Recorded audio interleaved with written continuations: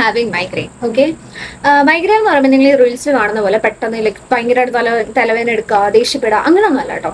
But എനിക്ക് ചില smells, പിന്നെ എന്താ ഹെയർ ഭയങ്കരമായിട്ട് ടൈറ്റായിട്ട് ടൈ ചെയ്യുക, അങ്ങനത്തെ കാര്യങ്ങളൊക്കെ കുറച്ച് ബുദ്ധിമുട്ടാണ്. അപ്പോൾ ഇതാണ് ഞാൻ 1 വീക്ക് മുമ്പ് ചെയ്ത ഒരു പ്രൊമോഷൻ വീഡിയോ ആയിരുന്നത്. അത് കെറാസ്റ്റേസിന്റെ ഹെയർ സിറം വീഡിയോ ആയിരുന്നു.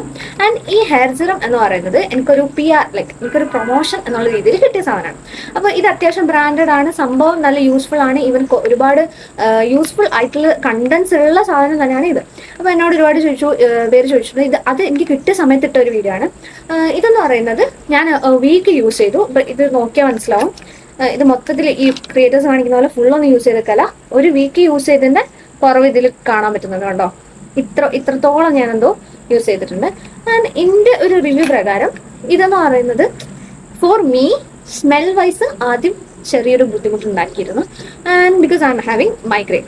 ബട്ട് ആഫ്റ്റർവേർഡ്സ് എനിക്കിത് ഓക്കെ ഒരു പ്രോഡക്റ്റ് ആയിട്ട് തോന്നി. ഈവൻ ഹെയർ ഗ്രോത്തിന്റെ കാര്യം, ഹെയർ സിറമൊക്കെ ഒരു ലെവല് നമ്മളെ ഹെൽപ്പ് ചെയ്യുമെന്നല്ലാണ്ട് ഒറ്റയ്ക്ക് യൂസ് ചെയ്ത് പിറ്റേന്ന് ഹെയർ ഫോൾ കുറയുക അങ്ങനെയല്ല കേട്ടോ. എല്ലാ പ്രോഡക്റ്റും ഈവൻ നമ്മൾ ഒരു ട്രീറ്റ്മെന്റ് എടുക്കുകയാണെങ്കിൽ പോലും അതിൻ്റെതായ സമയം അതിനുണ്ട്.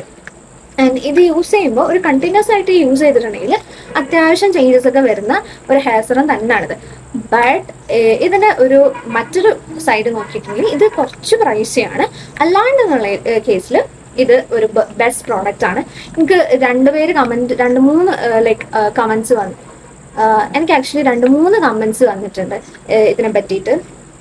സോ അതുകൊണ്ടാണ് ഞാനിത് പറയുന്നത്. ഇറ്റ്സ് ഓക്കെ ഒരു പ്രോഡക്റ്റ് തന്നെയാണ്.